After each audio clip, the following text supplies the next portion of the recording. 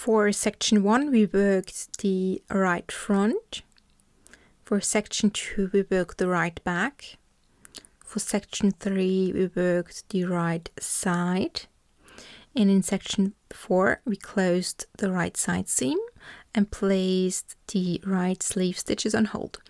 So it's time to either continue with the sleeve here, or, and that's the way I prefer to do it, continue with the left half of the sweater. For the left half, we're going to start in back. So the right half started in front, but the left is going to start in back. And we're going to work this little part here in the yellow. That is going to be very similar to what we have done in the right back. But this time we're going to work the shoulder increases at the beginning of the row. And we're also going to work with 1 by 1 right purl cross stitches, because we want the pattern traveling towards the top of the shoulder and towards the neckline. So that is going to be our section 1, the left back. For the right side of the sweater, we have stitches cast on at the front and at the back. But to connect the left side of the sweater to the already knit right side, we're going to not cast on stitches anymore. We're going to pick up stitches from the cast on of the right side of the sweater. So if you have your sweater in hand, make sure that the cast on side, the open side of the sweater, is to your right and the sleeve is to the left, and that is now the front. So if you hold it like that, this is the front, but we're going to need the back. So I'm going to turn this around and pick up stitches from the cast on of the right back. So from this straight line, I'm going to pick up the exact same number of stitches that I had originally cast on.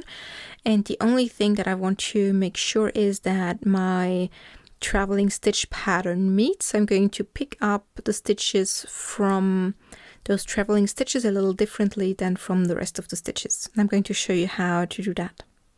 I'm still working with my main color and my main needle size.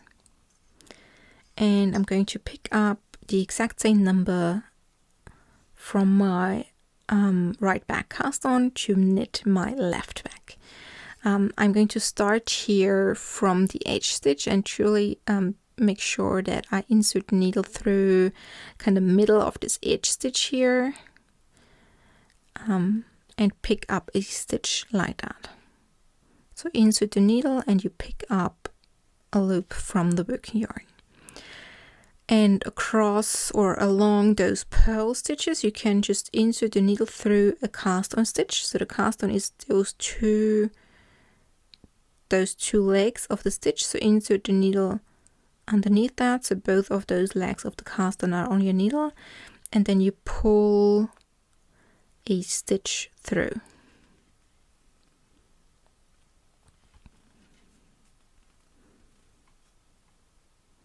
And that's how you pick up the stitches from those purl stitches along the cast on.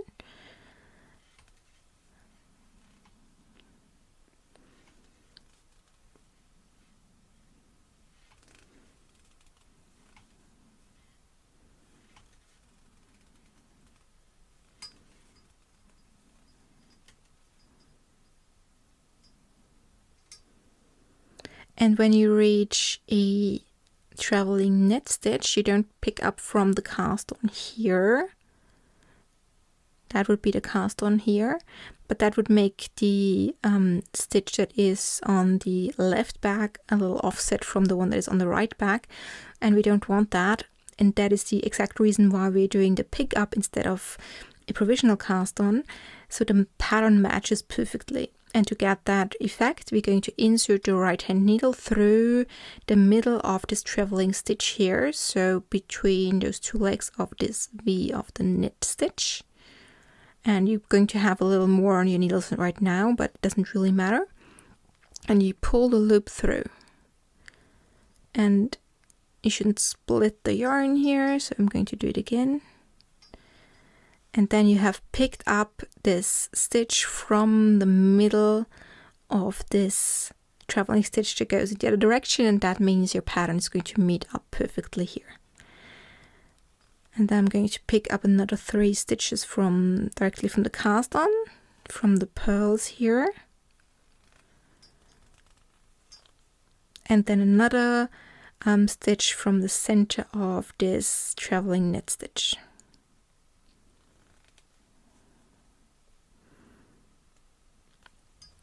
And that's how I work across the cast on until I have the same number picked up as I had originally cast on for the back.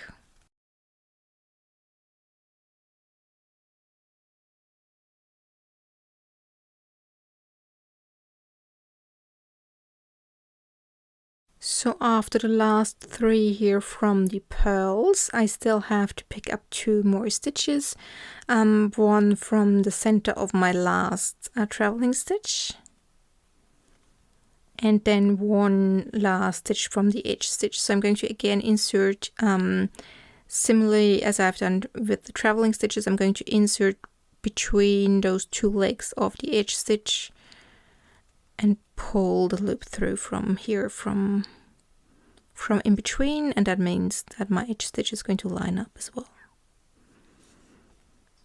And now I'm ready to work in the other direction in my section 5, the left back. After working several rows straight up without any increases or decreases, we're going to start working increases here at the beginning of the row to shape the neckline here on the left back. On the right sides, we have worked so far right purl crosses to make sure that the traveling stitches travel to the right. For the increase that we're going to work here at the beginning of the right side row on the left back, we're going to work make 1 left purl increases, and those are the same ones that we have worked in section 1 already. I'm going to work a knit stitch, a purl stitch, and a make 1 left purl increase.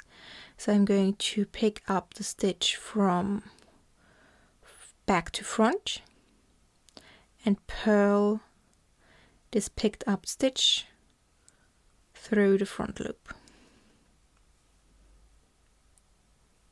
Let's do it again. I pick up the thread from back to front and purl the stitch through the front loop. Make 1 left purl.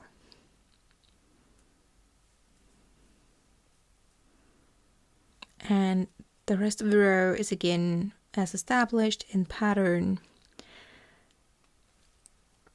and the number of rows and number of increases again should mirror the other side of the sweater.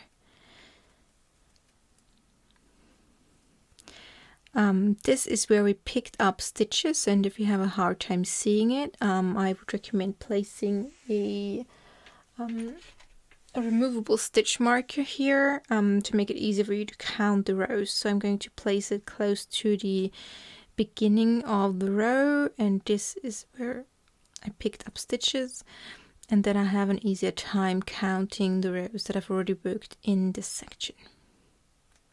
If you are an English style knitter, the make 1 left purl increase looks like this. So you pick up this strand of yarn that is from the row below, from back to front.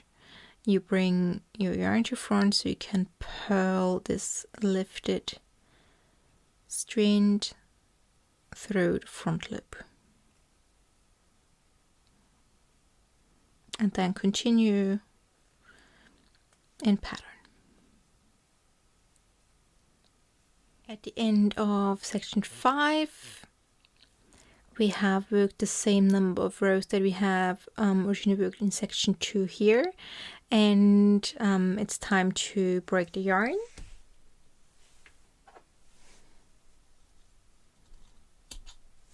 and then slide the stitches to the center of the cable or the cable of the circular needles on hold.